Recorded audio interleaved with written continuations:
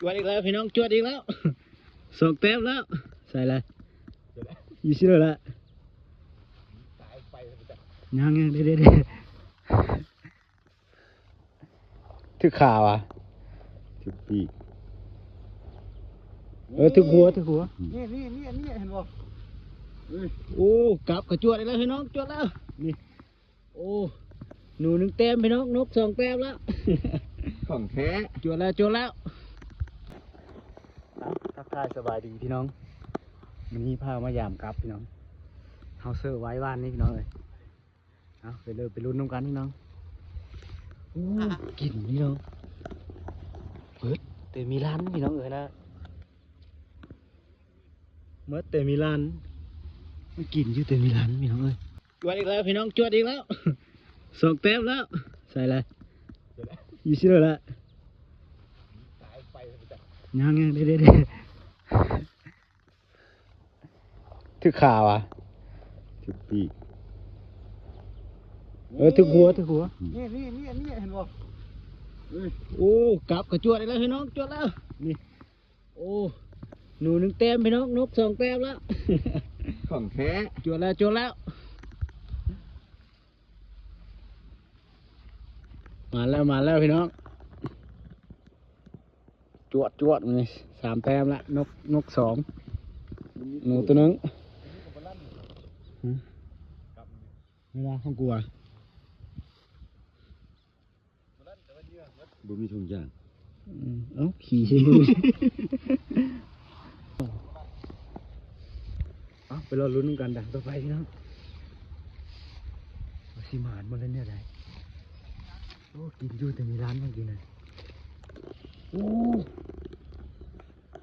ตัวนี้เป็นร้านพี่น้องโอ้หาดขึงว่ะหาดขึงเลยพี่น้องหนูพี่เลยวะหาดขึงเลยพี่กราบดอนมาอยู่แต่เทิงอยู่พี่น้องนะเดี๋ยวหนูหาดขึงพี่น้องนะพี่เด้อนี่คือหาดขึงมันหนีบได้เลยวะพี่ลึกตัวหาดขึงพี่น้องกราบอยู่แต่เทิงนี่ดีดขึ้นเทิงนี่หนูหาดขึง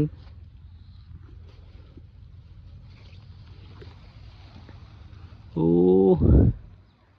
พี่ลึกเถอะวะ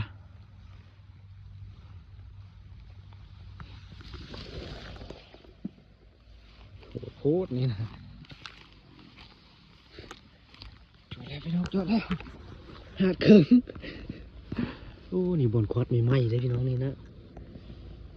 ดีนเลยนี่คือหาดเคิงเลยคนละทอนเลยนี่พี่น้องอันนี้ขาของมันนะอันนี้โหมันนี่นะหาดเคิงเลยไปเราลุ้นกันอีพี่น้องสีมานวะ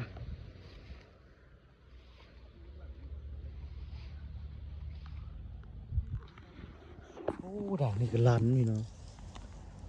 มีทึ่ลันได้พี่น้องนะมียู่อ่ะอันนี้ก็กินมืดพี่น้องนะมาอันนี้ฮะขี้แต่มาขี้ซะอีโอ้ยขี้เสียเจอกันโพดอันนี้นะขี้เสียใจกันโพดพี่น้องเอ้ยใส่ได้อยู่หันเลยหาดเคิงหนูน้อย